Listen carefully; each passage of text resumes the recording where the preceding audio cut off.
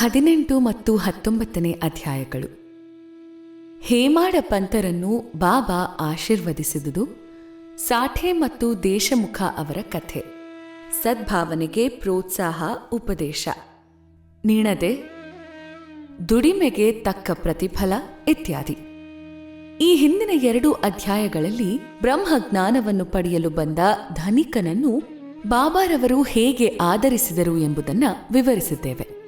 ಈಗ ಈ 2 ಅಧ್ಯಾಯಗಳಲ್ಲಿ ಬಾಬಾ ಸದ್ಭಾವನೆಯನ್ನು ಹೇಗೆ ಪ್ರೋತ್ಸಾಹಿಸುತ್ತಿದ್ದರು ಎಂಬುದನ್ನು, ಇತರ ವಿಷಯಗಳನ್ನು ಹೇಮಾಡ ಪಂತರು ಚರ್ಚಿಸಿರುತ್ತಾರೆ. ಸದ್ಗುರುವು ಶಿಷ್ಯನ ಅರ್ಹತೆಯನ್ನ ತಿಳಿದು ಅವನಿಗೆ ಸರಿಯಾದುದನ್ನ ಉಪದೇಶಿಸಿ ಅವನನ್ನು ಸ್ವಾನುಭಾವದ ಗುರಿಯೆಡೆಗೆ ಸಾಗಿಸುತ್ತಾನೆ. ಈ ವಿಚಾರದಲ್ಲಿ ಗುರುಗಳು ಹೇಳಿಕೊಟ್ಟಿರುವುದನ್ನು ಬೇರೆಯವರಿಗೆ ತಿಳಿಸಬಾರದೆಂದು ಕೆಲವರ ಅಭಿಪ್ರಾಯ. ಅದನ್ನು ಪ್ರಕಟಿಸಿದರೆ ಅದು ನಿಷ್ಪ್ರಯೋಜಕವಾಗುವುದೆಂದು ಅವರು ವಾದಿಸುತ್ತಾರೆ. ಈ ಅಭಿಪ್ರಾಯ ಸರಿಯಿಲ್ಲ. ಸದ್ಗುರುವು ಮಳೆಗಾಲದ ಮೋಡಗಳಿದ್ದಂತೆ.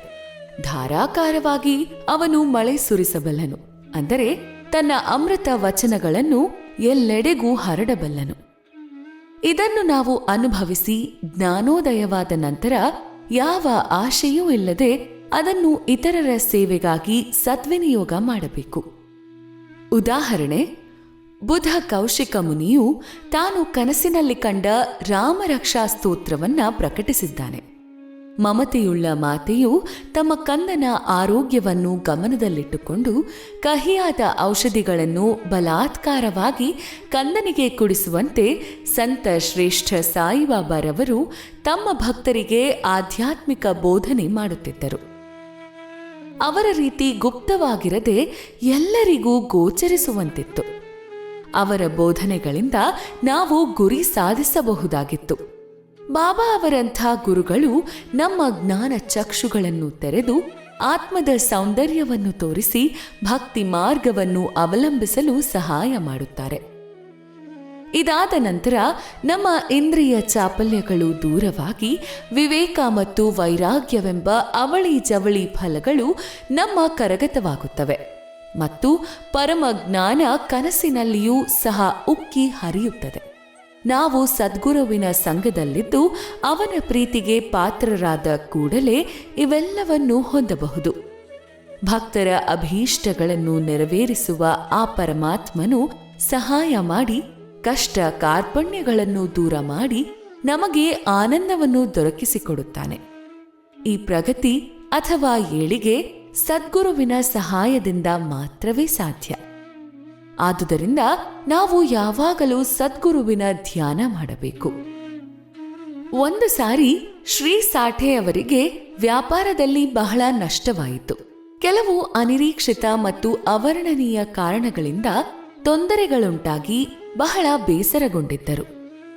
ಮನೆಯಲ್ಲಿ ವಿಶ್ರಾಂತಿ ದೊರಕದೇ ಇದ್ದುದರಿಂದ ಬೇರೆ ಎಲ್ಲಿಯಾದರೂ ಹೋಗಿ ಬರೋಣವೆಂದು ಅನಿಸಿತ್ತು. ಎಲ್ಲವೂ ಸುಗಮವಾಗಿ ಸುಖ ಸಂತೋಷಗಳಲ್ಲಿರುವಾಗ ಮಾನವನು ಪರಮಾತ್ಮನನ್ನು ಸ್ಮರಿಸುವುದೇ ಇಲ್ಲ. ಕಷ್ಟ ಕಾರ್ಪಣ್ಯಗಳು ತಲೆದೋರಿದಾಗ ಮಾತ್ರ ಪರಮಾತ್ಮನ ನೆನಪು ಬರುತ್ತದೆ. ಇದು ಮಾನವನ ಸಹಜ ಸ್ವಭಾವ.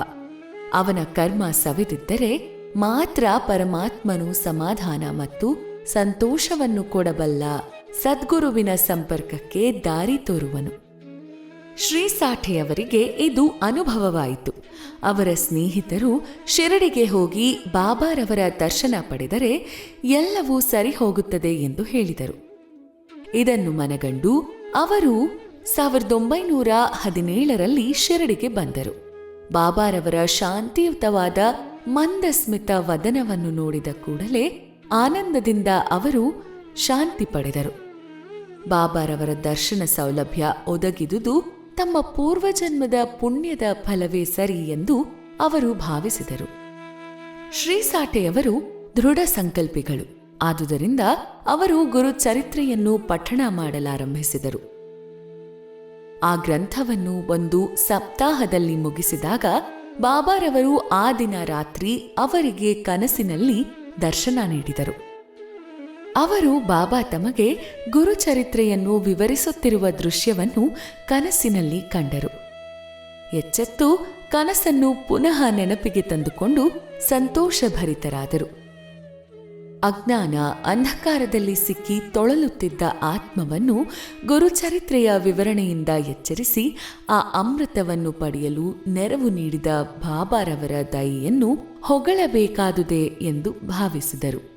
ಮರುದಿನ ಕಾಕಾ ಸಾಹೇಬರಿಗೆ ತಮ್ಮ ಕನಸನ್ನ ವಿವರಿಸಿ ಆ ಕನಸಿನ ಅರ್ಥವೇನು, ಇನ್ನೊಂದು ಬಾರಿ ಸಪ್ತಾಹ ಮಾಡಬೇಕೇ, ಬಾಬಾರವರಲ್ಲಿ ವಿಚಾರಿಸಿ ಎಂದರು. ಕಾಕಾರವರು ಸಮಯ ನೋಡಿಕೊಂಡು ಬಾಬಾರವರನ್ನು ಕಂಡು, ದೇವರೇ, ನಿಮ್ಮ ದರ್ಶನದಿಂದ ಸಾಠೆಯವರಿಗೆ ಏನು ಸಲಹೆ ನೀಡುವಿರಿ? ಅವರು ಗುರುಚರಿತ್ರೆಯ ಇನ್ನೊಂದು ಸಪ್ತಾಹ ಮಾಡಬೇಕೇ? ಅವರು ಅಸಾಮಾನ್ಯ ಭಕ್ತರು, ನಿಮ್ಮ ಅಭಿಪ್ರಾಯ ತಿಳಿಸಿರಿ ಮತ್ತು ಅವರನ್ನು ಆಶೀರ್ವದಿಸಿರಿ ಎಂದು ವಿನಂತಿಸಿದರು. ಆಗ ಬಾಬಾರವರು, ಅವನು ಗ್ರಂಥವನ್ನು ಮತ್ತೊಮ್ಮೆ ಪಠಿಸಲಿ, ಶ್ರದ್ಧೆ ಭಕ್ತಿಗಳಿಂದ ಅದನ್ನು ಪಠಿಸಿದರೆ ಪರಮಾತ್ಮನು ಅವನಿಗೆ ಒಳ್ಳೆಯದನ್ನು ಮಾಡುತ್ತಾನೆ ಎಂದು ಉತ್ತರಿಸಿದರು. ಆ ಸಮಯದಲ್ಲಿ ಹೇಮಾಡ ಪಂತರು ಮಸೀದಿಯಲ್ಲಿ ಬಾಬಾರವರ ಪಾದಗಳನ್ನು ಒತ್ತುತ್ತಿದ್ದರು. ಬಾಬಾರವರ ಈ ವಚನಗಳನ್ನು ಕೇಳಿ ಅವರ ಮನಸ್ಸಿನಲ್ಲಿ, ಏನು, ಸಾಠೆಯವರು 1 ವಾರ ಪಠಿಸಿದ್ದಕ್ಕೆ ಪ್ರತಿಫಲ ದೊರಕಿತು. ನಾನು 40 ವರ್ಷಗಳಿಂದಲೂ ಅದನ್ನು ಪಠಿಸುತ್ತಿದ್ದೇನೆ, ನನಗೆ ಪ್ರತಿಫಲವೇ ದೊರಕಿಲ್ಲ. ಅವರ 7 ದಿನಗಳ ಪಠಣದಿಂದಲೇ ಬಯಕೆಗಳು ಈಡೇರಿದವು. ಆದರೆ ನಾನು 7 ವರ್ಷಗಳಿಂದಲೂ ಇಲ್ಲಿಯೇ ಇದ್ದೇನೆ, ಆದರೂ ಕೂಡ ಏನೂ ಪ್ರಯೋಜನವಾಗಿಲ್ಲ. ಚಾತಕ ಪಕ್ಷಿಯು ಹೇಗೆ ನೀರಿಗೆ ಹಾತೊರೆಯುತ್ತಿರುವುದೋ ಅದೇ ರೀತಿಯಲ್ಲಿ ನಾನು ಬಾಬಾರವರ ಅಮೃತಧಾರೆಗೆ ಹಾತೊರೆಯುತ್ತಿದ್ದೇನೆ, ಆಶೀರ್ವದಿಸಲ್ಪಡಲು ಕಾತುರರಾಗಿದ್ದೇನೆ ಎಂದು ಯೋಚಿಸುತ್ತಿದ್ದರು. ಹೇಮಾಡ ಪಂತರ ಮನದಲ್ಲಿ ಈ ತರಹದ ಯೋಚನೆ ಸುಳಿಯಲಾರಂಭಿಸಿದ ಕೂಡಲೇ ಅದು ಬಾಬಾ ಅವರಿಗೆ ತಿಳಿಯಿತು. ಅವರಿಗೆ ಭಕ್ತರ ಮನಸ್ಸನ್ನು ಗ್ರಹಿಸುವ ಶಕ್ತಿ ಇದ್ದುದು ಅವರ ಅನೇಕ ಭಕ್ತರ ಅನುಭವ. ಭಕ್ತರ ದುರ್ಭಾವನೆಗಳನ್ನು ಅಡಗಿಸಿ ಸದ್ಭಾವನೆಗಳನ್ನು ಪ್ರೋತ್ಸಾಹಿಸುತ್ತಿದ್ದರು. ಬಾಬಾರವರು ಕೂಡಲೇ ಹೇಮಾಡ ಪಂತರ ಮನಸ್ಸನ್ನು ಓದಿ, ನೀನು ಹೋಗಿ ಶ್ಯಾಮ ಅವರಿಂದ 15 ರು ದಕ್ಷಿಣೆ ತೆಗೆದುಕೊಂಡು ಬಾ, ಅಲ್ಲಿಯೇ ಸ್ವಲ್ಪ ಹೊತ್ತು ಆನಂದದಿಂದ ವಿರಮಿಸು ಎಂದು ಹೇಳಿ ಕಳುಹಿದರು. ಬಾಬಾರವರ ಮನಸ್ಸಿನಲ್ಲಿ ದಯೆ ಮೂಡಿತ್ತು. ಆದುದರಿಂದಲೇ ಈ ತರಹದ ಆಜ್ಞೆ ಮಾಡಿದರು. ಹೇಮಾಡ ಪಂತರು ಕೂಡಲೇ ಮಸೀದಿಯನ್ನು ಬಿಟ್ಟು ಶ್ಯಾಮ ಅವರ ಮನೆಗೆ ಬಂದರು. ಶ್ಯಾಮ ಅವರು ಆಗ ತಾನೇ ಸ್ನಾನ ಮುಗಿಸಿ ಪಂಚೆ ಉಟ್ಟುಕೊಳ್ಳುತ್ತಿದ್ದರು. ಅವರು ಹೊರಗೆ ಬಂದು, ಇದೇನು ಈಗ ಇಲ್ಲಿಗೆ ಬಂದಿರುವೆ? ಮಸೀದಿಯಿಂದ ಬಂದಿರುವಂತೆ ತೋರುತ್ತದೆ, ಒಬ್ಬನೇ ಬಂದಿರುವೆಯಲ್ಲ, ಸ್ವಲ್ಪ ಹೊತ್ತು ಕುಳಿತು ವಿಶ್ರಮಿಸಿಕೊ, ಪೂಜೆ ಮುಗಿಸಿ ಬರುತ್ತೇನೆ ಎಂದು ಹೇಳಿ ಹೇಮಾಡ ಪಂತರಿಗೆ ತಾಂಬೂಲ ಸವಿಯಲು ಕೊಟ್ಟು ಪೂಜೆಗೆ ಹೊರಟರು. ಅಲ್ಲಿಯೇ ಕಿಟಕಿಯಲ್ಲಿ ಪ್ರಸಿದ್ಧ ಮರಾಠಿ ಗ್ರಂಥವಾದ ಏಕನಾಥ ಭಾಗವತ ಇತ್ತು. ಸಾಯಿಬಾಬಾರವರ ಸಲಹೆ ಮೇರೆಗೆ ಶ್ರೀಗಳಾದ ಪಾಪು ಸಾಹೇಬ ಜೋಗ ಮತ್ತು ಕಾಕಾ ದೀಕ್ಷಿತ ಅವರು ಪ್ರತಿ ದಿವಸವೂ ಶಿರಡಿಯಲ್ಲಿ ಭಗವದ್ಗೀತೆ ಮತ್ತು ಮರಾಠಿ ಟೀಕಾರ್ಥವಾದ ಭಾವಾರ್ಥ, ದೀಪಿಕಾ ಅಥವಾ ಜ್ಞಾನೇಶ್ವರಿ, ನಾಥ ಭಾಗವತ ಮತ್ತು ಭಾವಾರ್ಥ ರಾಮಾಯಣ ಇವುಗಳನ್ನು ಪಠಿಸುತ್ತಿದ್ದರು. ಭಕ್ತರು ಬಾಬಾ ಅವರಿಗೆ ಪ್ರಶ್ನೆಗಳನ್ನು ಕೇಳಿದಾಗ ಈ ಪುಸ್ತಕಗಳ ಕೆಲವು ಭಾಗಗಳನ್ನು ಬಾಬಾ ಅವರಿಗೆ ಓದಲು ಹೇಳುತ್ತಿದ್ದರು. ಅವುಗಳನ್ನು ಓದಿದಾಗ ಅವರ ಸಮಸ್ಯೆ ಪರಿಹಾರವಾಗುತ್ತಿದ್ದವು. ಹೇಮಾಡ ಪಂತರು ಸಹ ನಾಥ ಭಾಗವತದ ಕೆಲವು ಭಾಗಗಳನ್ನು ಪ್ರತಿದಿನವೂ ಪಠಿಸುತ್ತಿದ್ದರು. ಅಂದು ಹೇಮಾಡ ಪಂತರು ಕೆಲವು ಭಕ್ತರ ಸಂಗಡ ಮಸೀದಿಗೆ ಹೋಗಬೇಕಾದ ಸಂದರ್ಭ ಒದಗಿದುದರಿಂದ ಗ್ರಂಥ ಪಠಣೆ ಪೂರ್ಣ ಮುಗಿಸಲಾಗಲಿಲ್ಲ. ಶ್ಯಾಮರವರ ಮನೆಗೆ ಬಂದು ಆ ಗ್ರಂಥವನ್ನು ಕೈಗೆ ತೆಗೆದುಕೊಂಡು ತೆರೆದಾಗ ಅವರು ಇನ್ನೂ ಮುಗಿಸದೇ ಇದ್ದ ಭಾಗ ಸರಿಯಾಗಿ ಬಂದಿತು. ಅದನ್ನು ಅವರು ಆನಂದದಿಂದ ಪಠಿಸಿ ಮುಗಿಸಿದರು. ಅಷ್ಟರಲ್ಲಿ ಶ್ಯಾಮ ಪೂಜೆ ಮುಗಿಸಿ ಹೊರಗೆ ಬಂದರು. ಹೇಮಾಡ ಪಂತ, ನಾನು ಬಾಬಾರವರಿಂದ ಒಂದು ಸಂದೇಶವನ್ನು ತೆಗೆದುಕೊಂಡು ಬಂದಿದ್ದೇನೆ. ಅವರು ನಿಮ್ಮಿಂದ 15 ರೂಪಾಯಿ ದಕ್ಷಿಣೆ ಕೇಳಿ ತೆಗೆದುಕೊಂಡು ಬಾ ಎಂದು ಹೇಳಿರುತ್ತಾರೆ ಮತ್ತು ನಿಮ್ಮೊಡನೆ ಸ್ವಲ್ಪ ಹೊತ್ತು ಮಾತುಕತೆ ಮುಗಿಸಿಕೊಂಡು ವಿರಾಮದಿಂದ ಬಾ ಎಂದು ಹೇಳಿರುತ್ತಾರೆ. ಶ್ಯಾಮ ಆಶ್ಚರ್ಯದಿಂದ, ನನ್ನ ಹತ್ತಿರ ಹಣವಿಲ್ಲ, ದಕ್ಷಿಣೆಗೆ ಬದಲಾಗಿ ನನ್ನ 15 ನಮಸ್ಕಾರಗಳನ್ನು ತೆಗೆದುಕೊಂಡು ಹೋಗು ಹೇಮಾಡಪಂತ: ಸರಿ, ನಿಮ್ಮ 15 ನಮಸ್ಕಾರಗಳನ್ನು ತೆಗೆದುಕೊಂಡಿರುತ್ತೇನೆ. ಸ್ವಲ್ಪ ಹೊತ್ತು ಕಾಲ ಕಳೆಯೋಣ. ಶ್ಯಾಮ: ಸರಿ, ಕುಳಿತುಕೋ. ಪರಮಾತ್ಮನ ಅಂದರೆ ಬಾಬಾರವರ ಲೀಲೆಗಳು ಆಶ್ಚರ್ಯಕರವಾದವುಗಳಲ್ಲವೇ? ನಾನು ಹಳ್ಳಿಯ ಹುಂಬ, ನೀನು ಎಷ್ಟಾದರೂ ನಾಗರಿಕ. ಇಲ್ಲಿಗೆ ಬಂದ ನಂತರ ನಿನಗೂ ಅನೇಕ ಲೀಲೆಗಳ ಅನುಭವಗಳಾಗಿರಬಹುದು. ನಾನು ವಿವರಿಸುವುದೇನಿದೆ? ಎಲೆ ತೆಗೆದುಕೋ. ಸ್ವಲ್ಪ ಹೊತ್ತಿನಲ್ಲಿ ಬಟ್ಟೆ ಧರಿಸಿ ಬರುತ್ತೇನೆ ಎಂದರು. ಸ್ವಲ್ಪ ಹೊತ್ತಿನಲ್ಲಿಯೇ ಶ್ಯಾಮ ಹೇಮಾಡಪಂತರ ಹತ್ತಿರ ಬಂದು ಪುನಃ ಮಾತನಾಡುತ್ತಾ ಕುಳಿತರು. ಅವರು ಶ್ರೀ ಸಾಯಿಯವರ ಲೀಲೆ ಅಗಾಧವಾದುದು. ಅವರ ಲೀಲೆಗಳಿಗೆ ಅಂತ್ಯವೇ ಇಲ್ಲ. ನಮ್ಮಂಥವರಿಗೇನು ತಿಳಿದಿದೆ? ಬಾಬಾರವರೇ ನೇರವಾಗಿ ಏಕೆ ಹೇಳಬಾರದು? ನಿನ್ನಂಥ ವಿದ್ವಾಂಸನನ್ನೇಕೆ ನನ್ನ ಬಳಿಗೆ ಕಳುಹಿಸಬೇಕು? ಅವರ ಮರ್ಮವನ್ನು ತಿಳಿಯಲು ಅಸಾಧ್ಯ. ಒಂದೇ ಮಾತಿನಲ್ಲಿ ಹೇಳುವುದಾದರೆ ಅವರನ್ನು ಗ್ರಹಿಸಲು ಮನುಷ್ಯ ಮಾತ್ರರಿಂದ ಸಾಧ್ಯವೇ ಇಲ್ಲ. ಈ ಸಂದರ್ಭದಲ್ಲಿ ನನಗೊಂದು ಕಥೆ ನೆನಪಿಗೆ ಬರುತ್ತದೆ. ಅದು ನನಗೆ ಸ್ವಂತ ಗೊತ್ತಿದೆ. ಹೇಳುತ್ತೇನೆ, ಕೇಳು. ಭಕ್ತನು ಶ್ರದ್ಧೆ ಭಕ್ತಿಯುಳ್ಳವನಾಗಿದ್ದರೆ ಪ್ರತಿಫಲ ಶೀಘ್ರದಲ್ಲಿಯೇ ದೊರಕುತ್ತದೆ. ಕೆಲವು ಸಾರಿ ಬಾಬಾ ಭಕ್ತರನ್ನು ಕಠಿಣ ಪರೀಕ್ಷೆಗೆ ಗುರಿಪಡಿಸಿ ನಂತರ ಉಪದೇಶ ಮಾಡುತ್ತಾರೆ ಎಂದರು. ಉಪದೇಶವೆಂಬ ಪದವನ್ನು ಕೇಳುತ್ತಿದ್ದಂತೆಯೇ ಹೇಮಾಡಪಂತರಿಗೆ ಗುರುಚರಿತ್ರೆ ಸಂಗತಿ ನೆನಪಿಗೆ ಬಂತು. ನನ್ನನ್ನು ಪರೀಕ್ಷಿಸಿ ನನ್ನ ಮನಸ್ಸಿಗೆ ಶಾಂತಿ ಕೊಡಬೇಕೆಂದು ನನ್ನನ್ನು ಇಲ್ಲಿಗೆ ಬಾಬಾ ಕಳುಹಿಸಿರಬಹುದೆಂದು. ತಕ್ಷಣವೇ ಆ ವಿಚಾರವನ್ನು ಬದಿಗಿಟ್ಟು ಶ್ಯಾಮ ಹೇಳುತ್ತಿದ್ದ ಕಥೆಯನ್ನು ಅವರು ಕೇಳಿದರು. ರಾಧಾಬಾಯಿ ದೇಶಮುಖ. ರಾಧಾಬಾಯಿ ಎಂಬ ವೃದ್ಧಳು ಖಾಶಾಬಾದ್ ದೇಶಮುಖರ ತಾಯಿ. ಬಾಬಾ ಅವರ ಕೀರ್ತಿಯನ್ನು ಕೇಳಿ ಅವಳೂ ಸಹ ಸಂಗಮನೇರದ ಜನರ ಜೊತೆಯಲ್ಲಿ ಶಿರಡಿಗೆ ಬಂದಳು. ಬಾಬಾರವರನ್ನು ಮನಸಾರೆ ಪ್ರೀತಿಸುತ್ತಿದ್ದಳು. ಆದುದರಿಂದ ಅವರನ್ನು ತಮ್ಮ ಗುರುವೆಂದು ಭಾವಿಸಿ ಅವಳು ಉಪದೇಶ ಪಡೆಯಬೇಕೆಂಬ ಸಂಕಲ್ಪ ಮಾಡಿದಳು. ಅವಳಿಗೆ ಇನ್ನೇನೂ ಗೊತ್ತಿರಲಿಲ್ಲ. ಬಾಬಾರವರು ತಮ್ಮನ್ನು ಸ್ವೀಕರಿಸಿ ಉಪದೇಶಿಸದೇ ಇದ್ದರೆ ಮರಣಾಂತಿಕ ಉಪವಾಸ ವ್ರತ ಮಾಡಬೇಕೆಂದು ನಿರ್ಧರಿಸಿ ಮನೆಗೆ ಹೋಗಿ ಅಂದಿನಿಂದ ನೀರು ಮತ್ತು ಆಹಾರವನ್ನು ತೊರೆದಳು. ಇದನ್ನು ನೋಡಿ ನನಗೆ ಗಾಬರಿಯಾಯಿತು. ಆದ್ದರಿಂದ ಅವಳ ಪರವಾಗಿ ಬಾಬಾ ಹತ್ತಿರ ನಾನು ಹೋಗಿ, ದೇವಾ, ಇದು ನಿನ್ನ ಎಂಥ ಲೀಲೆ. ನೀನು ಅನೇಕರನ್ನು ಇಲ್ಲಿಗೆ ಕರೆಸಿರುವೆ, ಆಶೀರ್ವದಿಸಿರುವೆ. ಆ ವೃದ್ಧಳ ಬಗ್ಗೆ ನಿನಗೆ ತಿಳಿದಿಲ್ಲವೇ? ಅವಳು ನಿನ್ನನ್ನೇ ನಂಬಿರುತ್ತಾಳೆ. ನೀನು ಅವಳನ್ನು ಆಶೀರ್ವದಿಸಿ ಉಪದೇಶ ನೀಡದಿದ್ದಲ್ಲಿ ಮರಣಾಂತಿಕ ಉಪವಾಸ ಮಾಡುವೆನೆಂದು ನಿರ್ಧರಿಸಿರುತ್ತಾಳೆ. ಆದುದರಿಂದ ದಯಮಾಡಿ ಅವಳನ್ನು ಆಶೀರ್ವದಿಸು ಎಂದು ಕೇಳಿದನು. ಬಾಬಾರವರು ಅವಳ ದೃಢ ಸಂಕಲ್ಪವನ್ನು ತಿಳಿದು ಅವಳನ್ನು ಕರೆಸಿ ಈ ಕೆಳಗೆ ಹೇಳಿದಂತೆ ಅವಳನ್ನು ಸಂಬೋಧಿಸಿ ಅವಳ ಮನಸ್ಸನ್ನು ಮಾರ್ಪಾಡು ಮಾಡಿದರು. ಮಾತೆಯೇ, ಅನ್ಯಾಯವಾಗಿ ನಿಮ್ಮ ದೇಹವನ್ನು ಏತಕ್ಕೆ ದಂಡಿಸಿಕೊಳ್ಳುತ್ತಿದ್ದೀರಿ? ನೀವೇ ನನ್ನ ನಿಜವಾದ ಮಾತೆ. ನಾನು ನಿಮ್ಮ ಪುತ್ರ. ಕನಿಕರವಿಟ್ಟು ನಾನು ಹೇಳುವುದನ್ನು ಕೇಳಿರಿ. ನನ್ನ ಸ್ವಂತ ಅನುಭವವನ್ನೇ ಹೇಳುತ್ತೇನೆ. ನೀವು ಇದನ್ನು ಸರಿಯಾಗಿ ಅರ್ಥ ಮಾಡಿಕೊಂಡರೆ ನಿಮಗೆ ಒಳ್ಳೆಯದಾಗುತ್ತದೆ. ನನಗೆ ಒಬ್ಬ ಗುರುವಿದ್ದರು. ಅವರು ಮಹಾಸಾಧುಗಳು, ದಯಾಮಯರೂ ಆಗಿದ್ದರು.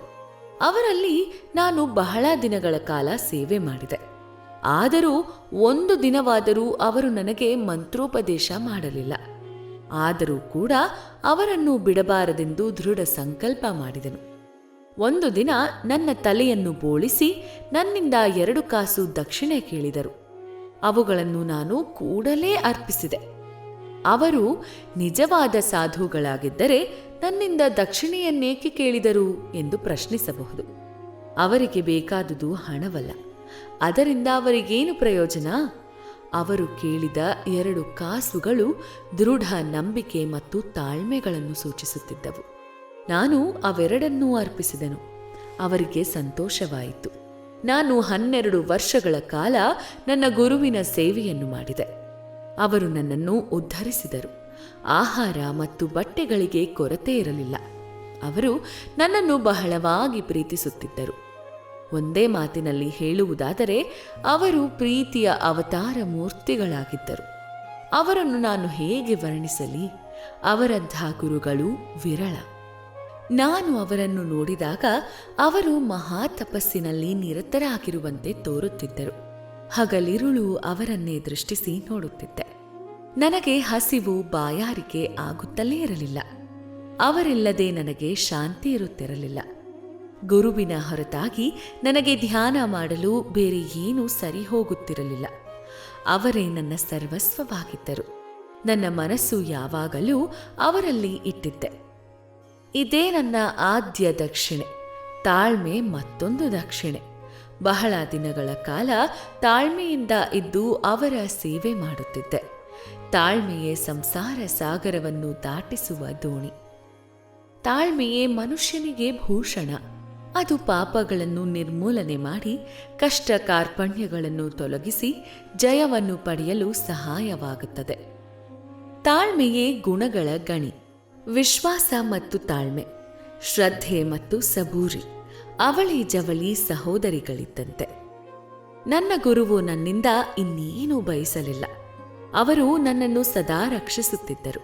ಕೆಲವು ಸಾರೆ ಅವರೊಡನೆಯೂ ಮತ್ತೆ ಕೆಲವು ಸಾರೆ ಅವರನ್ನು ಅಗಲಿಯೂ ಇದ್ದೆನು. ಆದರೂ ಅವರ ಪ್ರೇಮ ಅಚಲವಾಗಿತ್ತು. ಯಾವಾಗಲೂ ತಮ್ಮ ಕೃಪಾದೃಷ್ಟಿಯಿಂದ ನನ್ನನ್ನು ಕಾಪಾಡುತ್ತಿದ್ದರು. ತಾಯಿಯೇ, ನನ್ನ ಗುರುವು ನನಗೆ ಯಾವ ಮಂತ್ರವನ್ನು ಉಪದೇಶಿಸಲಿಲ್ಲ. ಆದ್ದರಿಂದ ನಾನು ನಿಮಗೆ ಏನನ್ನು ಉಪದೇಶಿಸಲಿ? ಗುರುವಿನ ಕೃಪಾ ಕಟಾಕ್ಷವೇ ಸಂತಸದ ಕಾರಣವೆಂದು ತಿಳಿಯಿರಿ. ಯಾರಿಂದಲೂ ಮಂತ್ರ ಅಥವಾ ಉಪದೇಶ ಪಡೆಯಲು ಪ್ರಯತ್ನಿಸಬೇಡಿ. ನನ್ನನ್ನು ತಮ್ಮ ಭಾವನೆಯ ಪ್ರತೀಕವನ್ನಾಗಿ ಮಾಡಿಕೊಂಡು ನನ್ನಲ್ಲಿ ಅಚಲ ವಿಶ್ವಾಸವಿಡಿ. ನನ್ನನ್ನು ಮನಪೂರ್ವಕವಾಗಿ ನೋಡಿದರೆ ನಾನು ನಿಮ್ಮನ್ನು ಅದೇ ರೀತಿ ನೋಡುತ್ತೇನೆ. ಈ ಮಸೀದಿಯಲ್ಲಿ ಕುಳಿತು ನಾನು ಸದಾ ಸತ್ಯವನ್ನೇ ನುಡಿಯುತ್ತೇನೆ. ಇದಕ್ಕೆ ಯಾವ ಸಾಧನೆಯೂ ಅಥವಾ ಶಾಸ್ತ್ರಗಳ ಪಾಂಡಿತ್ಯವೂ ಬೇಕಿಲ್ಲ. ಯಾರು ಗುರುವನ್ನೇ ಹರಿಹರ ಬ್ರಹ್ಮಾದಿಗಳೆಂದು ಆರಾಧಿಸುವರೋ ಅವರು ಆಶೀರ್ವದಿಸಲ್ಪಡುತ್ತಾರೆ. ಈ ರೀತಿ ಉಪದೇಶಿಸಲ್ಪಟ್ಟ ರಾಧಾಬಾಯಿಯು ಸಂಪೂರ್ಣ ವಿಶ್ವಾಸದಿಂದ ತನ್ನ ಉಪವಾಸವನ್ನು ಬಿಟ್ಟಳು. ಇದನ್ನು ಸಮಯಕ್ಕೆ ಸರಿಯಾಗಿ ಕೇಳಿದ ಹೇಮಾಡ ಪಂತರು ಅಚ್ಚರಿಗೊಂಡರು. ಆನಂದಕ್ಕೆ ಪಾರವಿಲ್ಲದೆ ಅವರು ಕ್ಷಣಕಾಲ ಸ್ತಂಭೀಭೂತರಾದರು. ಇದನ್ನು ನೋಡಿದ ಶ್ಯಾಮ ಅವರು, ಏನು ಸಮಾಚಾರ? ಏತಕ್ಕೆ ಸುಮ್ಮನಿದ್ದೀಯೇ? ಇನ್ನೆಷ್ಟು ಲೀಲೆಗಳನ್ನು ವಿವರಿಸಲಿ ಎಂದರು. ಆ ಸಮಯಕ್ಕೆ ಸರಿಯಾಗಿ ಮಧ್ಯಾಹ್ನದ ಆರತಿ ಸಮಯವಾಯಿತೆಂದು ಮಸೀದಿಯ ಘಂಟೆ ಬಾರಿಸತೊಡಗಿತು. ಇದನ್ನು ಕೇಳಿ ಇಬ್ಬರೂ ಮಸೀದಿಗೆ ಹೊರಟರು. ಎಲ್ಲರೂ ಆರತಿ ಹಾಡುತ್ತಿದ್ದರು. ಶ್ಯಾಮ ಅವರು ಹೇಮಾಡ ಪಂತರನ್ನು ಸಂಗಡ ಕರೆದುಕೊಂಡು ಮಸೀದಿಗೆ ಬಂದು ಬಾಬಾರವರ ಬಲಗಡೆ ಕುಳಿತರು. ಹೇಮಾಡ ಪಂತರು ಬಾಬಾರವರ ಮುಂದೆ ಕುಳಿತರು. ಇದನ್ನು ಕಂಡ ಬಾಬಾರವರು ಹೇಮಾಡ ಪಂತರಿಗೆ ಶ್ಯಾಮ ಅವರಿಂದ ತಂದ ದಕ್ಷಿಣೆಯನ್ನು ಕೊಡಲು ಕೇಳಿದರು. ಹೇಮಾಡ ಪಂತರು ಶ್ಯಾಮ ಅವರು 15 ನಮಸ್ಕಾರಗಳನ್ನು ಮಾತ್ರ ಕೊಟ್ಟಿರುತ್ತಾರೆಂದು ತಿಳಿಸಿದರು. ಆಗ ಬಾಬಾರವರು, ಸರಿ, ನಾನು ಹೇಳಿದ ಪ್ರಕಾರ ಏನಾದರೂ ಮಾತುಕತೆ ನಡೆಸಿದಿರಾ? ಹಾಗಿದ್ದರೆ ಯಾವ ವಿಚಾರ ಪ್ರಸ್ತಾಪಿಸಿದಿರಿ ಎಂದು ಕೇಳಿದರು. ಗಂಟೆಗಳು ಮತ್ತು ಮೃದಂಗದ ಶಬ್ದ ಮತ್ತು ಹಾಡುಗಳು ಇವೊಂದನ್ನೂ ಲೆಕ್ಕಿಸದೆ ಹೇಮಾಡ ಪಂತರು ಆನಂದದಿಂದ ನಡೆದ ವಿಚಾರವೆಲ್ಲವನ್ನೂ ಹೇಳತೊಡಗಿದರು. ಬಾಬಾರವರು ಸಹ ಕೇಳುತ್ತಿದ್ದರು. ಹೇಮಾಡ ಪಂತರು ಮಾತನಾಡಿದುದೆಲ್ಲವನ್ನೂ ಹೇಳುತ್ತಾ, ನಿಜಕ್ಕೂ ಆ ವೃದ್ಧಳ ಕಥೆಯಿಂದ ನನ್ನನ್ನು ಪರೋಕ್ಷವಾಗಿ ಆಶೀರ್ವದಿಸಿದಿರಿ ಬಾಬಾ ಎಂದರು.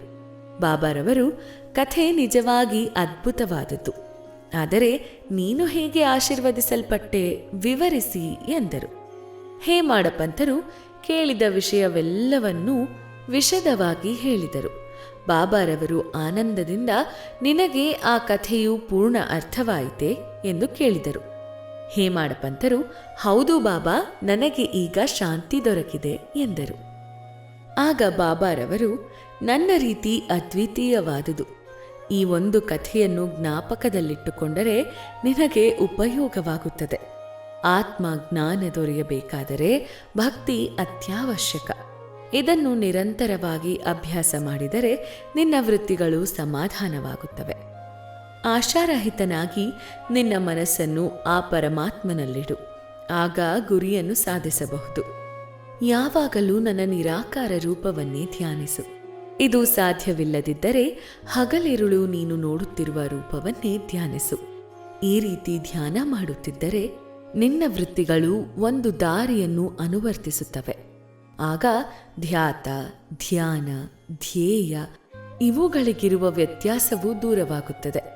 ಆಗ ನಿನ್ನ ಮನಸ್ಸು ಬ್ರಹ್ಮನಲ್ಲಿ ಐಕ್ಯವಾಗುತ್ತದೆ. ಆಮೆಯು ನದಿಯ ಒಂದು ದಡದಲ್ಲಿದ್ದು ಅದರ ಮರಿಗಳು ಇನ್ನೊಂದು ದಡದಲ್ಲಿದ್ದರೂ ಅವರ ದೃಷ್ಟಿ ಮಾತ್ರವೇ ಅವುಗಳಿಗೆ ಆಹಾರವಿದ್ದಂತೆ. ಅದು ಮರಿಗಳಿಗೆ ಹಾಲನ್ನಾಗಲಿ ಆಹಾರವನ್ನಾಗಲಿ ಕೊಡಬೇಕಿಲ್ಲ. ಗುರುವಿಗೂ ಶಿಷ್ಯನಿಗೂ ಅದೇ ರೀತಿ ಸಂಬಂಧವಿದೆ ಎಂದು ಬಾಬಾ ಹೇಳಿದರು. ಈ ರೀತಿ ಹೇಳುತ್ತಿರುವಾಗ ಆರತಿ ಮತ್ತು ವಾದ್ಯ ಮುಗಿದು ಜನರು ಏಕಕಂಠದಿಂದ ಜ್ಞಾನಿಯೂ ಸಚ್ಚಿದಾನಂದ ರೂಪನೂ ಆದ ಸದ್ಗುರು ಸಾಯಿಬಾಬಾ ಅವರಿಗೆ ಜಯವಾಗಲಿ ಎಂದು ಘೋಷಿಸಿದರು. ಇದಾದ ನಂತರ ಪ್ರಸಾದ ವಿನಿಯೋಗವಾಯಿತು. ಬಾಪು ಸಾಹೇಬ ಜೋಗ ಅವರು ಯಥಾಪ್ರಕಾರ ಬಾಬಾ ಅವರಿಗೆ ನಮಸ್ಕರಿಸಿ ಸಕ್ಕರೆ ಕೊಟ್ಟರು. ಬಾಬಾ ಆಗ ಸಕ್ಕರೆಯನ್ನು ಹೇಮಾಡ ಪಂಥರಿಗೆ ಕೊಟ್ಟು, ಈ ಕಥೆಯನ್ನು ನೀನು ಮನಸಾರೆ ಜ್ಞಾಪಕದಲ್ಲಿಟ್ಟುಕೋ. ನಿನ್ನ ಜೀವನ ಸಕ್ಕರೆಯಷ್ಟೇ ಸಿಹಿಯಾಗುತ್ತದೆ. ನಿನ್ನ ಅಭಿಷ್ಟಗಳೆಲ್ಲವೂ ಸಿದ್ಧಿಸಿ ನೀನು ಸುಖಿಯಾಗಿರುವೆ ಎಂದು ಆಶೀರ್ವದಿಸಿದರು. ವಾಚಕ ಮಹಾಶಯರೇ, ಹೇಮಾಡ ಪಂಥರಿಗೆ ಕಲ್ಲು ಸಕ್ಕರೆ ದೊರಕಿತು. ನಮಗೆ ಸಾಯಿ ಲೀಲಾಮೃತ ದೊರಕಿತು. ಅದನ್ನು ಮನದಣಿಯುವಂತೆ ಸೇವಿಸಿ ಪರಮಾತ್ಮನನ್ನು ಧ್ಯಾನಿಸೋಣ. ಬಾಬಾರವರ ಕೃಪೆಯಿಂದ ಸಂತೋಷದಿಂದಿರೋಣ. ಬಾಬಾರವರ ವಚನಗಳು. ಬಾಬಾರವರ ವಚನಗಳು ಅಮೂಲ್ಯವಾದವುಗಳು. ಅವುಗಳನ್ನು ನಾವು ಜ್ಞಾಪಕದಲ್ಲಿಟ್ಟುಕೊಂಡು ಅವುಗಳಂತೆ ನಾವು ವರ್ತಿಸಿದರೆ ನಿಜವಾಗಿ ನಮಗೆ ಒಳ್ಳೆಯದಾಗುತ್ತದೆ. ಅವುಗಳೆಂದರೆ, ಯಾರು ತಮ್ಮ ಋಣಾನುಬಂಧವಿಲ್ಲದೆ ಎಲ್ಲಿಗೂ ಹೋಗಲಾರರು. ಯಾವ ಮನುಷ್ಯನೇ ಆಗಲಿ ಪ್ರಾಣಿಯೇ ಆಗಲಿ ನಿಮ್ಮ ಬಳಿ ಬಂದರೆ ನಿರ್ದಯೆಯಿಂದ ಓಡಿಸಬೇಡಿ. ತಕ್ಕ ಮರ್ಯಾದೆ ಮತ್ತು ಆದರದಿಂದ ಸ್ವಾಗತಿಸಿರಿ. ಬಾಯಾರಿಕೆಯಾದವರಿಗೆ ನೀರು ಕೊಟ್ಟರೆ, ಹಸಿದವರಿಗೆ ಆಹಾರ ನೀಡಿದರೆ, ಬಡವರಿಗೆ ಉಡುಪು ಕೊಟ್ಟರೆ, ಅಪರಿಚಿತ ಪ್ರಯಾಣಿಕರಿಗೆ ನಿಮ್ಮ ಮನೆಯ ಪಡಸಾಲೆಯ ಮೇಲೆ ಮಲಗಿಕೊಳ್ಳಲು ಸ್ಥಳ ಕೊಟ್ಟರೆ ಶ್ರೀಹರಿಯು ಸಂತೃಪ್ತನಾಗುವನು. ನಿಮ್ಮಲ್ಲಿಗೆ ಹಣವನ್ನಪೇಕ್ಷಿಸಿ ಯಾರಾದರೂ ಬಂದರೆ ನಿಮಗೆ ಇಷ್ಟವಿಲ್ಲದಿದ್ದರೆ ಕೊಡಬೇಡಿರಿ. ಆದರೆ ವಿನಾಕಾರಣ ಹರಿಹಾಯಬೇಡಿರಿ. ನಿಮ್ಮನ್ನು ಅನೇಕ ಜನರು ನಿಂದಿಸಬಹುದು. ಆದರೂ ಅವರ ಮೇಲೆ ನೀವು ಸಿಟ್ಟು ಮಾಡಬೇಡಿ. ನೀವು ತಾಳ್ಮೆಯಿಂದ ವರ್ತಿಸಿದರೆ ಖಂಡಿತವಾಗಿಯೂ ನಿಮಗೆ ಶಾಂತಿ ದೊರಕುತ್ತದೆ. ಪ್ರಪಂಚವೇ ತಲೆ ಕೆಳಕಾದರೂ ಸರಿ, ನಿಮ್ಮ ಸ್ಥಳ ಬಿಟ್ಟು ಕದಲಬೇಡಿರಿ. ನಿಂತಲ್ಲಿಯೇ ನಿಂತು ಆಗು ಹೋಗುಗಳನ್ನು ಗಮನಿಸಿರಿ. ನನ್ನನ್ನು ಮತ್ತು ನಿಮ್ಮನ್ನು ಬೇರ್ಪಡಿಸಿರುವ ಗೋಡೆಗಳನ್ನು ತೆಗೆದುಹಾಕಿರಿ. ಆಗ ನಮ್ಮಿಬ್ಬರ ಭೇಟಿಗೆ ಅವಕಾಶ ಸಿಗುತ್ತದೆ. ನಾನು ನೀನು ಎಂಬ ವ್ಯತ್ಯಾಸವನ್ನು ನಿರ್ಮೂಲ ಮಾಡಿರಿ. ದೇವರು ದೊಡ್ಡವನು. ಅವನೇ ನಮ್ಮ ಸರ್ವಸ್ವ. ಅವನೇ ನಮ್ಮ ರಕ್ಷಕ. ಅವನ ರೀತಿ ನೀತಿಗಳು ಅಗಾಧ ಮತ್ತು ಅಮೂಲ್ಯವಾದವುಗಳು. ಅವನೇ ನಮ್ಮ ಅಭೀಷ್ಟಗಳನ್ನೆಲ್ಲ ನೆರವೇರಿಸುತ್ತಾನೆ. ನಾವು ಇಲ್ಲಿ ಒಟ್ಟುಗೂಡಿರುವುದು ನಮ್ಮ ಪೂರ್ವಜನ್ಮದ ಋಣಾನುಬಂಧದಿಂದ. ನಾವು ಅನ್ಯೋನ್ಯವಾಗಿ ಕಲೆತು ಪ್ರೀತಿ ಮತ್ತು ಆದರದಿಂದಿರೋಣ. ಈ ಒಂದು ಉದಾತ್ತವಾದ ಗುರಿಯನ್ನು ಯಾವನು ಸಾಧಿಸುತ್ತಾನೆಯೋ ಅವನು ನಿಜವಾದ ಸುಖಿ ಮತ್ತು ಅಮರನು. ಇತರರು ಪಶುಗಳಂತೆ ಉಸಿರಿರುವ ತನಕ ಜೀವಿಸುತ್ತಾರೆ. ಸದ್ಭಾವನೆಗೆ ಪ್ರೋತ್ಸಾಹ. ಶ್ರೀ ಸಾಯಿ ಬಾಬಾರವರು ಸದ್ಭಾವನೆಯನ್ನು ಹೇಗೆ ಪ್ರೋತ್ಸಾಹಿಸುತ್ತಿದ್ದರೆಂಬುದನ್ನು ನಾವು ಗಮನಿಸಬೇಕು. ನೀವು ಅವರಲ್ಲಿ ಮನಃಪೂರ್ವಕವಾಗಿ ಶರಣಾಗತಿ ಹೊಂದಿದರೆ ಬಾಬಾ ನಿಮಗೆ ಎಷ್ಟು ಸಹಾಯವೆಸಗುತ್ತಾರೆಂಬುದನ್ನು ನೀವೇ ಮನಗಾಣುವಿರಿ. ನೀವು ಬೆಳಿಗ್ಗೆ ಎದ್ದಾಗ ಇರುವ ಸದ್ಭಾವನೆಯನ್ನು ಅಭಿವೃದ್ಧಿಪಡಿಸಿಕೊಂಡು ನೋಡಿರಿ. ಆಗ ನಿಮ್ಮ ಬುದ್ಧಿಯು ವಿಕಾಸ ಹೊಂದಿ ಮನಸ್ಸು ನಿರ್ಮಲವಾಗುತ್ತದೆ. ಹೇಮಾಡ ಪಂತರು ಇದನ್ನು ಪ್ರಯೋಗಿಸಲು ಪ್ರಯತ್ನಿಸಿದರು. ಒಂದು ದಿನ ಬುಧವಾರ ರಾತ್ರಿ ಮಲಗುವಾಗ, ನಾಳೆ ಗುರುವಾರ, ಶಿರಡಿ ಪವಿತ್ರವಾದ ಸ್ಥಳ, ಆದುದರಿಂದ ಪವಿತ್ರವಾದ ಶ್ರೀರಾಮನಾಮ ಸ್ಮರಣೆಯಲ್ಲಿ ನಾನು ಕಾಲವನ್ನು ಕಳೆಯಬೇಕು ಎಂದು ಮನಸ್ಸಿನಲ್ಲಿ ಮಾಡಿಕೊಂಡು ಮಲಗಿದರು. ಮಾರನೇ ದಿನ ಬೆಳಗಾಗುತ್ತಲೇ ತನ್ನಷ್ಟಕ್ಕೆ ತಾನೇ ಏಕಪ್ರಕಾರವಾಗಿ ಶ್ರೀರಾಮನಾಮವು ಅವರ ಮುಖದಿಂದ ಹೊರಬರುತ್ತಿತ್ತು. ಅವರಿಗೆ ಸಂತೋಷವಾಯಿತು. ನಂತರ ಬೆಳಗಿನ ಕರ್ತವ್ಯವೆಲ್ಲವನ್ನೂ ಮುಗಿಸಿಕೊಂಡು ಪುಷ್ಪಗಳನ್ನು ತೆಗೆದುಕೊಂಡು ಬಾಬಾ ಅವರ ದರ್ಶನ ಪಡೆಯಲು ಮಸೀದಿಗೆ ಹೊರಟರು. ದೀಕ್ಷಿತವಾಡ ಬಿಟ್ಟು ಅವರು ಬೂಟಿವಾಡ ದಾಟುತ್ತಿರುವಾಗ ಬಾಬಾ ಅವರ ಮುಂದೆ ಔರಂಗಾಬಾದಕರು ಹಾಡುತ್ತಿದ್ದ ಏಕನಾಥರ ಗುರುಕೃಪಾಂಜನ ಪಾಯೋ ಮೇರಾ ಭಾಯಿ ಎಂಬ ಹಾಡನ್ನು ಕೇಳಿದರು. ಅಂದರೆ ಗುರು ಕೃಪೆಯ ರೂಪದಲ್ಲಿ ನನಗೆ ಅಂಜನ ದೊರೆತಿದೆ. ಅದು ನನ್ನ ದೃಷ್ಟಿಯನ್ನು ವಿಕಸಿಸಿ ರಾಮ ದರ್ಶನಕ್ಕೆ ನೆರವು ನೀಡಿದೆ ಎಂದರ್ಥ. ಸಾಯಿಯವರ ಭಕ್ತರಾದ ಔರಂಗಾಬಾದಕರ ಈ ಹಾಡನ್ನು ಆಗ ಹಾಡಿದ್ದ ಉದ್ದೇಶವೇನು? ನಿಜವಾಗಿಯೂ ಹೇಮಾಡ ಪಂಥರ ಪ್ರತಿಜ್ಞೆಯನ್ನು ಈಡೇರಿಸಲು ಬಾಬಾ ಅದನ್ನೇ ಅವರು ಕೇಳುವ ಹಾಗೆ ಮಾಡಿದುದು ಆಶ್ಚರ್ಯಕರವಲ್ಲವೇ? ಎಲ್ಲ ಸಂತರು ಶ್ರೀರಾಮನಾಮೋಚ್ಚರಣೆ ಶ್ರೇಷ್ಠವೆಂದು ಹೇಳುತ್ತಾರೆ. ಶ್ರೀರಾಮನಾಮ ಸ್ಮರಣೆಯಿಂದ ನಮ್ಮ ಕಷ್ಟಗಳೆಲ್ಲವೂ ದೂರವಾಗಿ ನಮ್ಮ ಅಭೀಷ್ಟಗಳು ಕೈಗೂಡುತ್ತವೆ. ವಿವಿಧೋಪದೇಶ. ಸಾಯಿಬಾಬಾ ಅವರು ಉಪದೇಶ ನೀಡಲು ಪ್ರತ್ಯೇಕ ಸ್ಥಳವನ್ನಾಗಲಿ ಪ್ರತ್ಯೇಕ ಕಾಲವನ್ನಾಗಲಿ ನೋಡುತ್ತಿರಲಿಲ್ಲ. ಸಂದರ್ಭ ಬಂದಾಗೆಲ್ಲ ಉಪದೇಶ ನೀಡುತ್ತಿದ್ದರು. ಒಂದು ಬಾರಿ ಬಾಬಾ ಅವರ ಭಕ್ತನೊಬ್ಬನು ಇನ್ನೊಬ್ಬನನ್ನು ಅವನ ಹಿಂದೆ ನಿಂದಿಸುತ್ತಿದ್ದನು. ಸಾಮಾನ್ಯವಾಗಿ ಜನರು ವಿನಾಕಾರಣ ಇನ್ನೊಬ್ಬನನ್ನು ಹಳೆಯುತ್ತಾರೆ. ಇದೇ ದ್ವೇಷಕ್ಕೆ ಮೂಲ ಕಾರಣ. ಸಂತರು ಪರನಿಂದೆಯನ್ನು ಬೇರೊಂದು ವಿಧದಲ್ಲಿ ನೋಡುತ್ತಾರೆ. ಕೊಳೆಯನ್ನು ತೊಳೆಯುವ ಸಾಧನೆಗಳು ಬೇರೆ ಬೇರೆಯಾಗಿವೆ. ಅವು ಮಣ್ಣು, ನೀರು ಮತ್ತು ಸಾಬೂನು. ಆದರೆ ಪರರ ದೂಷಕನು ಬೇರೊಬ್ಬರ ತಪ್ಪನ್ನು ನಾಲಿಗೆಯಿಂದ ತೊಳೆಯುವನು. ಒಂದು ವಿಧದಲ್ಲಿ ಅವನು ಇನ್ನೊಬ್ಬರನ್ನು ನಿಂದಿಸುವಾಗ ಅವರಿಗೆ ಉಪಕಾರ ಮಾಡುತ್ತಾನೆ. ಸಾಯಿಬಾಬಾ ಅವರು ನಿಂದಿಸುತ್ತಿದ್ದವರನ್ನು ತಿದ್ದುತ್ತಿದ್ದ ರೀತಿಯೇ ಬೇರೆ. ಅವರು ತಮ್ಮ ಆತ್ಮಜ್ಞಾನದಿಂದ ಅವನೇನು ಮಾಡಿದ್ದಾನೆಂಬುದನ್ನು ತಿಳಿದು ಲೇಂಡಿಯ ಬಳಿ ಅವನನ್ನು ಸಂಧಿಸಿದಾಗ ಅವನಿಗೆ ಕೊಳೆಯನ್ನು ತಿನ್ನುತ್ತಿದ್ದ ಹಂದಿಯನ್ನು ತೋರಿಸಿ, ನೋಡು ಎಷ್ಟು ರುಚಿಯಾಗಿದೆ ಎಂದು ಅದು ಕೊಳೆಯನ್ನು ತಿನ್ನುತ್ತಿದೆ. ನಿನ್ನ ರೀತಿಯೂ ಅದಕ್ಕೆ ಸಮನಾದುದಾಗಿದೆ. ನಿನ್ನ ಸಹೋದರನನ್ನೇ ನೀನು ನಿಂದಿಸುತ್ತಿರುವೆ. ಪೂರ್ವಜನ್ಮದ ಸುಕೃತದಿಂದ ನಿನಗೆ ಈ ಮಾನವ ಜನ್ಮ ಲಭಿಸಿದೆ. ಈ ಜನ್ಮದಲ್ಲಿ ನೀನು ಈ ರೀತಿ ವರ್ತಿಸಿದರೆ ಶಿರಡಿಯು ಯಾವ ರೀತಿಯಲ್ಲಿ ಸಹಾಯ ಮಾಡಬಹುದು ಎಂದು ಕೇಳಿದರು. ಭಕ್ತನು ಇದರಿಂದ ಪಾಠ ಕಲಿತುಕೊಂಡರು ಎಂಬುದನ್ನು ಬೇರೆ ಹೇಳುವ ಅಗತ್ಯವಿಲ್ಲ. ಈ ರೀತಿ ಬಾಬಾ ನಮಗೆ ಸಂದರ್ಭ ಒದಗಿದಾಗ ನೀತಿ ಬೋಧಿಸುತ್ತಿದ್ದರು. ಅದನ್ನು ನಾವು ಗಮನಿಸಿ ಅದರಂತೆ ನಡೆದುಕೊಂಡರೆ ನಮ್ಮ ಆಧ್ಯಾತ್ಮಿಕ ಗುರಿ ನಮ್ಮಿಂದ ದೂರವಿರಲಾರದು. ತಮ್ಮನ್ನು ಕೇವಲ ಮನುಷ್ಯ ಮಾತ್ರರೆಂದು ತಿಳಿದಿದ್ದ ಕೆಲವರ ತಪ್ಪು ಅಭಿಪ್ರಾಯವನ್ನು ಹೋಗಲಾಡಿಸಲು ಬಾಬಾ ಪೃಥ್ವಿ, ಆಪ್, ತೇಜಸ್ಸು, ವಾಯು, ಸ್ವರ್ಗ ಇವುಗಳಲ್ಲಿ ವ್ಯಾಪಿಸಿರುವ ಸರ್ವವ್ಯಾಪಿ ನಾನು ಎಂದು ಹೇಳಿರುತ್ತಾರೆ. ದೇವರು ಸಾಯಿ ರೂಪದಲ್ಲಿ ಅವತರಿಸಿದರು. ಯಾರು ಅವರನ್ನು ಯಾವಾಗಲೂ ಸ್ಮರಿಸುತ್ತಾ ಅವರನ್ನೇ ತಮ್ಮ ಏಕಮಾತ್ರ ಆಶ್ರಯವಾಗಿ ಮಾಡಿಕೊಂಡಿರುತ್ತಾರೆಯೋ ಅವರು ಸಿಹಿ ಮತ್ತು ಸಕ್ಕರೆ, ಅಲೆ ಮತ್ತು ಕಡಲು, ನೇತ್ರ ಮತ್ತು ಕಾಂತಿಯಂತೆ ಅವನಲ್ಲಿ ಅಂದರೆ ದೇವನಲ್ಲಿ ಏಕಾಗ್ರತೆಯನ್ನು ಮುಟ್ಟುತ್ತಾರೆ. ಯಾರು ಜನನ ಮರಣಗಳೆಂಬ ವ್ಯೂಹದಿಂದ ತಪ್ಪಿಸಿಕೊಳ್ಳಲು ಇಚ್ಛಿಸುತ್ತಾರೆಯೋ ಅಂಥವರು ಸತ್ಯಪರರಾಗಿರಬೇಕು. ಯಾವ ಮನುಷ್ಯನಿಗೂ ನೋವನ್ನುಂಟು ಮಾಡುವಂಥ ಮಾತುಗಳನ್ನಾಡಬಾರದು. ಯಾವಾಗಲೂ ಸತ್ಯಪರವಾಗಿ ತಮ್ಮ ತನು, ಮನ, ಧನಗಳನ್ನು ಆ ಭಗವಂತನಲ್ಲಿ ಅರ್ಪಿಸಬೇಕು. ಆಗ ಅವರು ಹೆದರಬೇಕಿಲ್ಲ. ಯಾರು ಸಾಯಿಬಾಬಾರವರನ್ನು ಯಾವಾಗಲೂ ಧ್ಯಾನ ಮಾಡುತ್ತಾ ಜಪಿಸುತ್ತಾರೆಯೋ, ಹಾಡುತ್ತಾರೆಯೋ, ಇತರ ಯೋಚನೆಗಳಿಲ್ಲದೆ ಏಕಾಗ್ರ ಚಿತ್ತದಿಂದ ಧ್ಯಾನ ಮಾಡುತ್ತಾರೆಯೋ ಅವರು ಆತ್ಮಜ್ಞಾನವನ್ನು ಖಂಡಿತವಾಗಿಯೂ ಪಡೆಯುತ್ತಾರೆ. ಬಾಬಾ ಅನೇಕರಿಗೆ ನನ್ನನ್ನು ಯಾವಾಗಲೂ ಸ್ಮರಿಸಿರಿ, ನನ್ನಲ್ಲಿ ಆಶ್ರಯ ಪಡೆಯಿರಿ ಎಂದು ಹೇಳುತ್ತಿದ್ದರು. ದೇವರು ಯಾರು ಎಂದು ತಿಳಿಯಲು ಇಚ್ಛಿಸಿದವರಿಗೆ ಶ್ರವಣ ಮತ್ತು ಮನನವನ್ನು ಅಭ್ಯಾಸ ಮಾಡುವಂತೆ ಹೇಳುತ್ತಿದ್ದರು.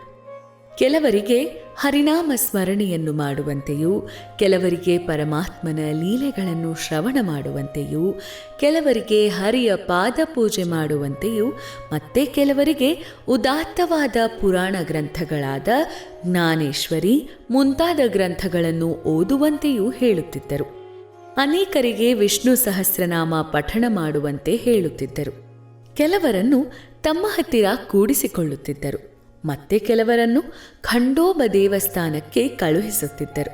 ಮಿಕ್ಕವರಿಗೆ ಛಂದೋಜ್ಞಾಪನಿಷತ್ಗಳನ್ನಾಗಲಿ ಗೀತೆಯನ್ನಾಗಲಿ ಪಠಿಸಲು ಹೇಳುತ್ತಿದ್ದರು. ಅವರ ಉಪದೇಶಗಳಿಗೆ ಮಿತಿ ಇರಲಿಲ್ಲ. ಕೆಲವು ಕುಡುಕರಿಗೆ ಕನಸಿನಲ್ಲಿ ಕಾಣಿಸಿಕೊಂಡು ಅವರ ಎದೆಯ ಮೇಲೆ ಕುಳಿತು ನೋವು ಮಾಡಿ ಅವರು ಕುಡಿಯುವುದಿಲ್ಲವೆಂದು ಮಾತು ಕೊಟ್ಟ ಹೊರತು ಬಿಡುತ್ತಿರಲಿಲ್ಲ.